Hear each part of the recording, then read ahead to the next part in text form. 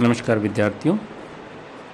प्रथम वर्ष बीए या प्रथम वर्ष कला के प्रथम पेपर की हम बात कर रहे थे।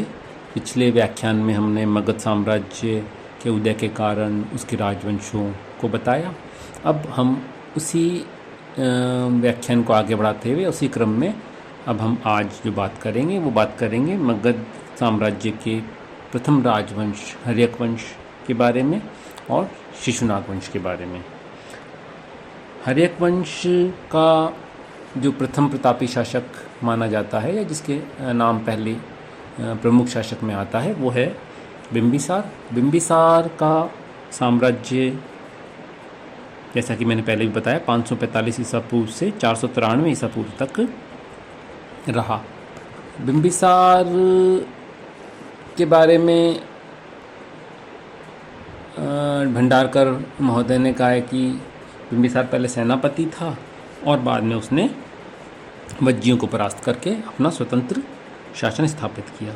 लेकिन अन्य विद्वान मानते हैं कि बिंबिसार को 15 वर्ष की आयु में अपने पिता से साम्राज्य या राज्य प्राप्त हुआ।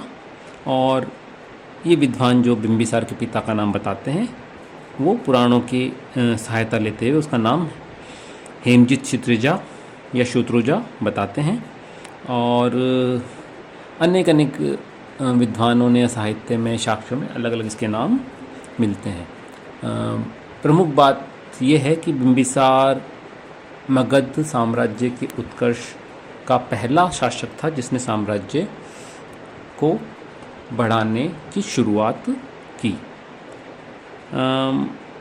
साम्राज्य बढ़ाने से पहले उसने अपनी स्थिति सुदृढ़ करते हुए वैवाहिक संबंध स्थापित किए, क्योंकि वो अच्छे से जानता था कि मगध के आसपास कौशल, वत्स, अवंती आदि जनपद हैं और वो सब भी मगध की ही भांति उग्र विस्तारवादी नीति के पक्षधर हैं। और इसी वजह से अपने आप को या अपनी स्थिति को सुदृढ़ करने के लिए बिंबिसार ने वैवाहिक संबंध स्थापना की। सबसे पहला संबंध उसने कौशल के राजा महाकौशल की पुत्री से विवाह करके स्थापित किया। कौशल देवी प्रसेनजीत जो कि कौशल के राजा थे उनकी बहन थी और इस विवाह के परिणाम स्वरूप कौशल राज्य के रूप में उसको एक शक्तिशाली मित्र ही प्राप्त हुआ, वरन उसको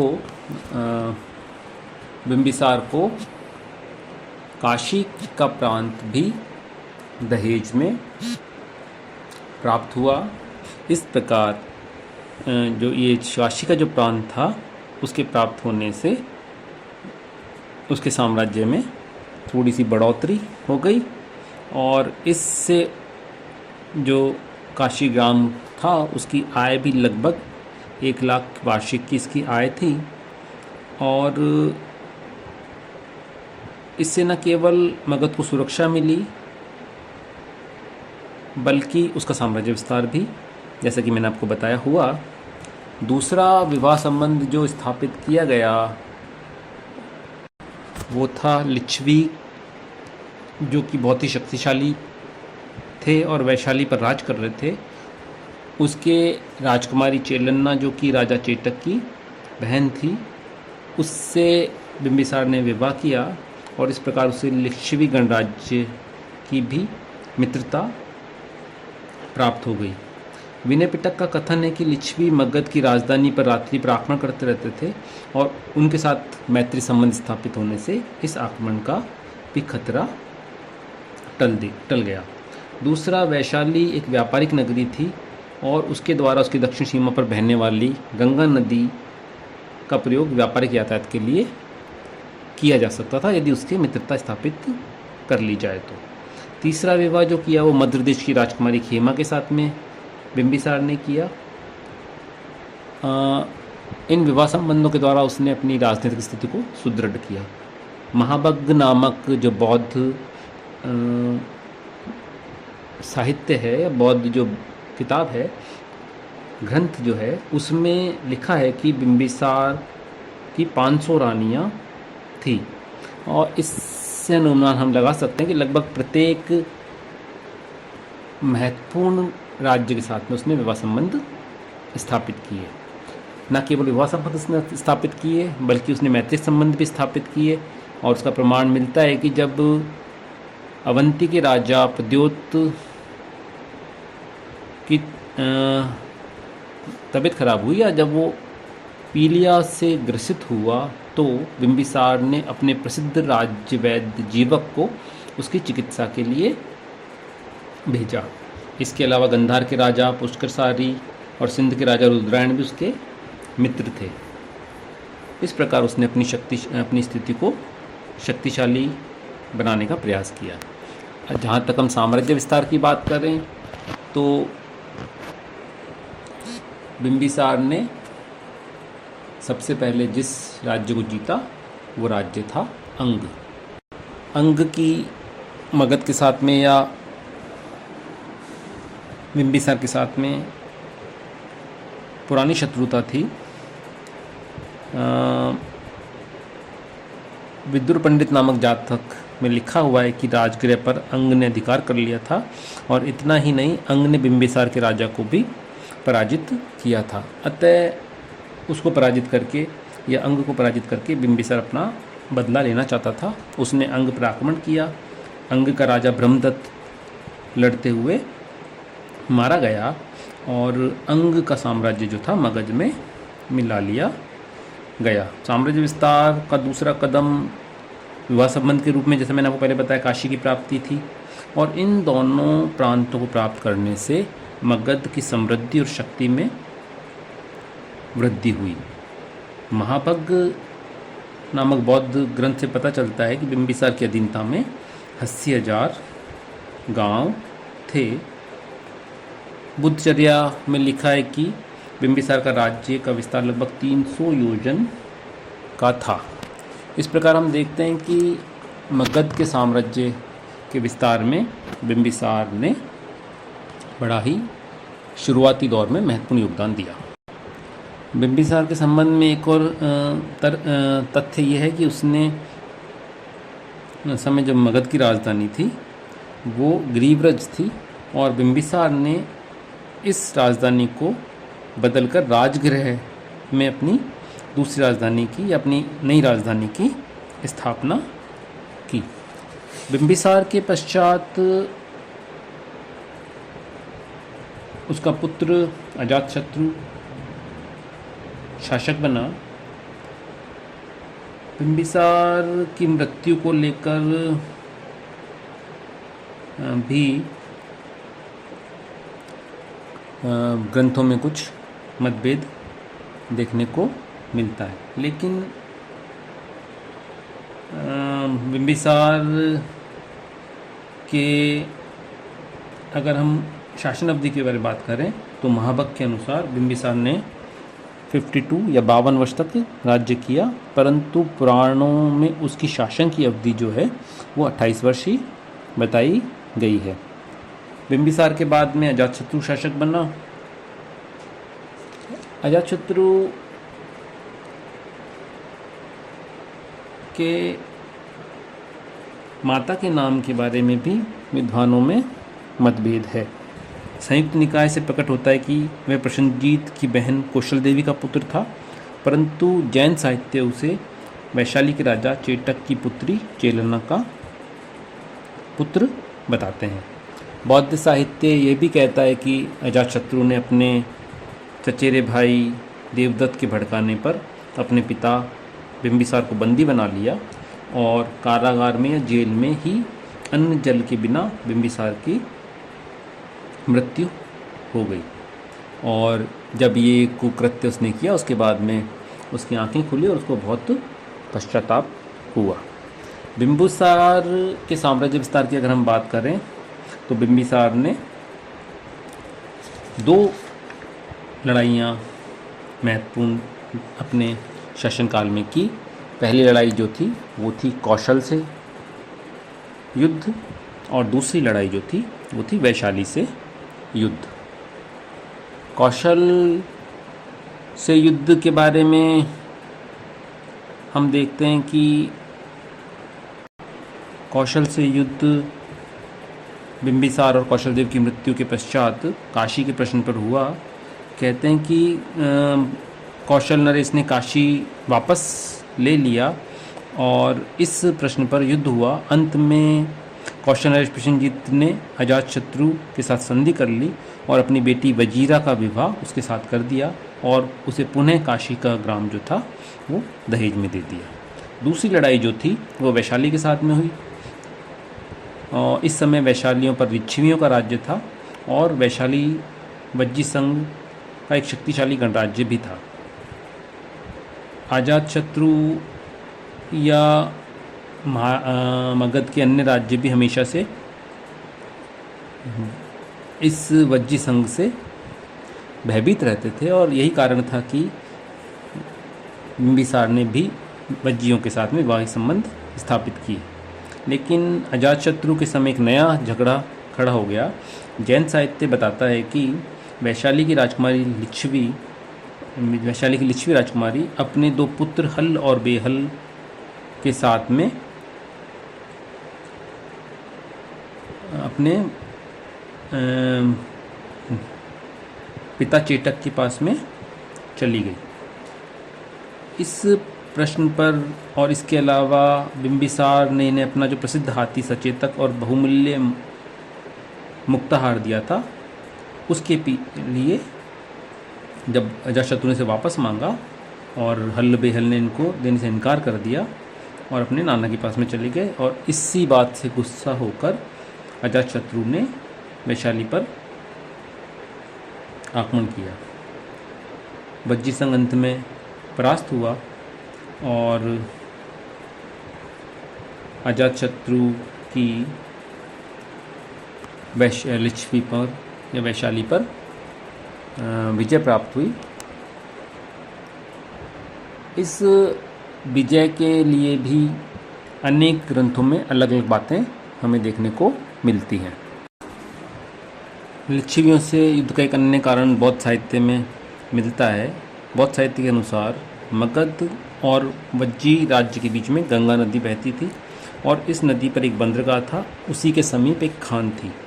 पुराने संधि या समझौते के अनुसार इस बंदरगाह और खान के आधे भाग पर दोनों राज्यों का अधिकार था, परंतु कई दिनों से वज्जी संघ मगध को उसके अधिकार का उपयोग नहीं करने दे रहा था और यही कारण था कि अजातशत्रु ने इस झगड़े का निपटारा शस्त्र बल के द्वारा किया। लेकिन अजातशत्रु भी जानता था कि वज्जी जो हैं या वज्जी संघ जो है एक शक्तिशाली संघ है और उसको समाप्त करना या उसको परास्त करना बहुत कठिन कार्य है। तो इसीलिए उसने वज्जी गणराज्य में फूट डालने के लिए अपने महामंत्री वत्सकार और सुनीत को वहाँ पर भेजा और उन लोगों ने वज्जी संघ में फूट उत्पन्न कर दी और इस फूट के परिणाम स्वरूप जब अजातशत्रु ने आक्रमण किया तो वो उसका सामना नहीं कर सके और पराजित हो गए। इसके अलावा भी अजातशत्रु ने बहुत तैयारियां की। उसने वैशाली के सामने गंगा तट पर दुर्गीकरण किया जिससे कि वज्जियों का आक्रमण को विफल किया जा सके। महात्मा बुद्ध से भी एक बार अजातशत्रु के मंत्री वस्कार ने ये पूछा कि वज्जियों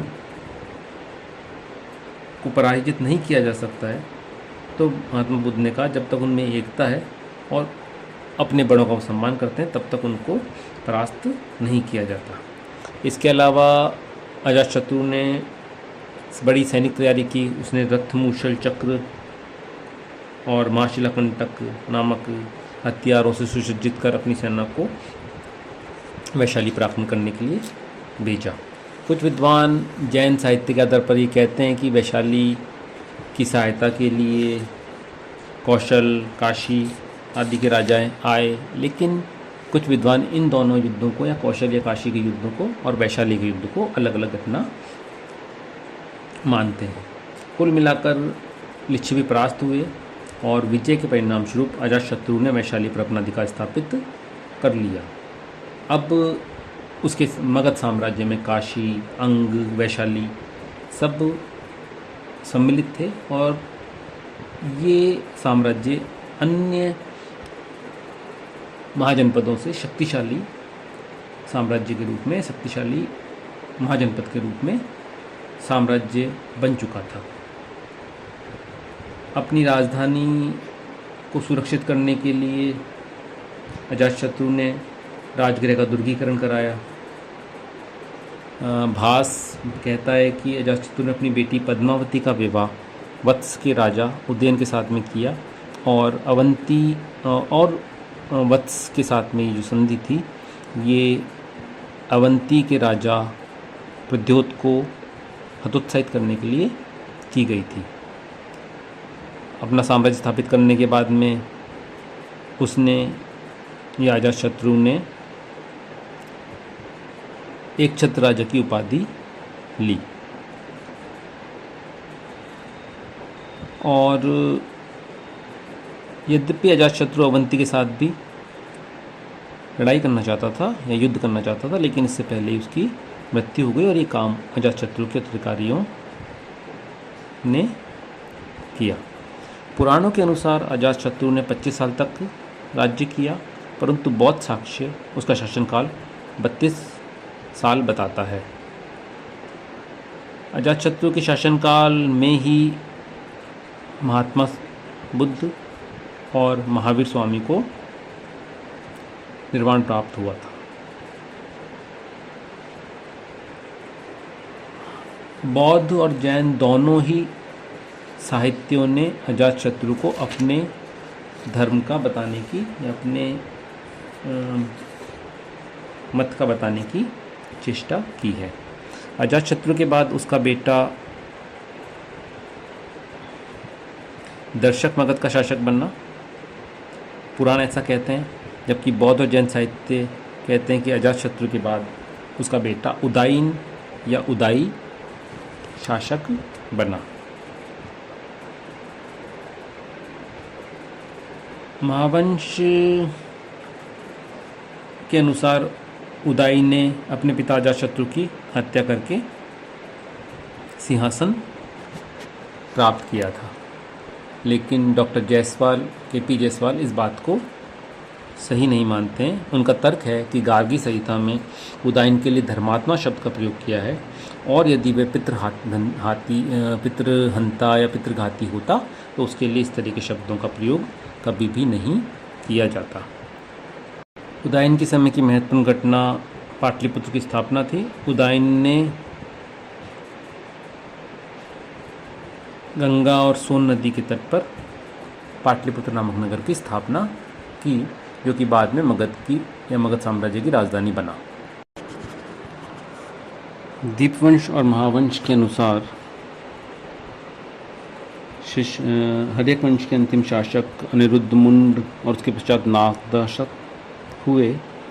महावंश की टीका का कथन है कि पौरव अमात्य और मंत्रियों ने नागदशक को सिंहासन से उतारकर उसके स्थान पर अमात्य शिशुनाग को राजा बनाया।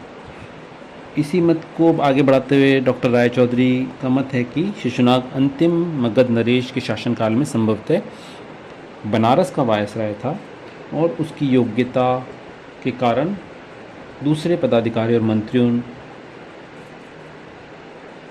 का पर उसका प्रभाव हो गया होगा और उनकी सहायता से ही उसने अपने स्वामी को सिंहासन से उतारकर स्वयं सिंहासन प्राप्त कर लिया। इस प्रकार बिंबिसार वंश का अंत और शिशुनाग वंश का उदय हुआ। महावंश टीका में लिखा है कि शिशुनाग वैशाली के एक लिच्छवी राजा और एक स्थानीय नगर शोभनी की संतान था। महालंकार पत्तू के अनुसार वैशाली से संबंधित होने कारण ही शिशुनाग ने उस नगर को अपनी राजधानी बनाया और इसके पश्चात निरंतर राजगृह की अवनति होती चली गई। प्रमुख योगदान जो शिशुनाग का मगध साम्राज्य में है वो है कि उसने अवंती को मगध साम्राज्य में मिलाया। पुराणों का कथन है कि शिशुनाग प्रदेशों की शक्ति का विनाश करेगा प्रद्योत की मृत्यु के पश्चात अवंती के सिंहासन पर कोई भी प्रतिभाशाली शासक ऐसा नहीं बैठा जो कि मगध की साम्राज्यवादिता से उसकी रक्षा कर सकता। निरंतर वहाँ पर गृह युद्ध होते और यही कारण था कि यह राज्य या अवंती का राज्य कमज़ोर होता चला गया। डॉक्टर रॉय चौधरी का मत है कि शिशुनाग के द्वारा अवंती को जब पराजित किया तो उसका जो राजा था वो अवंतीवर्धन था और इस विजय के पश्चात मगध साम्राज्य उत्तरी भारत का परम शक्तिशाली राज्य बन गया और उसका विस्तार बंगाल से मालवा तक हो गया। शिशुनाग ने लगभग 412 ईसा पूर्व से लेकर 394 ईसा पूर्व तक राज्य किया। शिशुनाग के बाद उसका बेटा कालाशोक या काकवण शासक बना, जिसने 394 ईसा पूर्व से लेकर 366 ईसा पूर्व तक शासन किया। सिंहली महाकाव्य के अनुसार शिशुनाग ने 18 वर्ष तक शासन किया और उसकी मृत्यु के पश्चात कालाशोक मगध का राजा हुआ। पुराणों में उसका नाम काकवण मिलता है, दिव्यावदान में भी उसका नाम काकवण ही मिलता है। सभी विद्वान दोनों को एक ही राजा मानते हैं और यह अपने पिता के समय संभवतः काशी का शासक रह चुका था। कालाशोक ने वैशाली को छोड़कर पाटलिपुत्र को मगध की राजधानी बनाया और भविष्य में ये लंबे समय तक मगध की राजधानी ही रही। सिंहली महाकाव्यों के अनुसार कालाशोक का शासनकाल 10 वर्ष कालाशोक के शासनकाल के 10वें वर्ष में बौद्धों की द्वितीय संगति हुई। महावंश और दीपवंश के अनुसार कालाशोक ने 28 वर्ष शासन किया। बाण के हर्षचरित्र से प्रकट होता है कि काकवण शिशुनाग की नगर के बाहर गले में छुरा भोंककर हत्या कर दी गई। अतः स्पष्ट है कि इस राजा का अंत भी किसी षड्यंत्र के पश्चात हुआ। अब हम अगर बात करें कालाशोक के उत्तराधिकारियों की, तो बौद्ध साहित्य से प्रकट होता है कि काकवण के पश्चात उसके 10 पुत्रों ने सम्मिलित रूप से 22 साल तक राज्य किया और उनके पश्चात शिशुनाग वंश की समाप्ति हो गई और नंद वंश का प्रारंभ हो गया। इस प्रकार हमने देखा कि हर्यक वंश और शिशुनाग वंश ने मगध को एक महाजनपद से साम्राज्य के रूप में परिवर्तित कर दिया। अब आगे जो महत्वपूर्ण वंश है वो नंद वंश है। इसकी बात हम अगले व्याख्यान में करेंगे। धन्यवाद।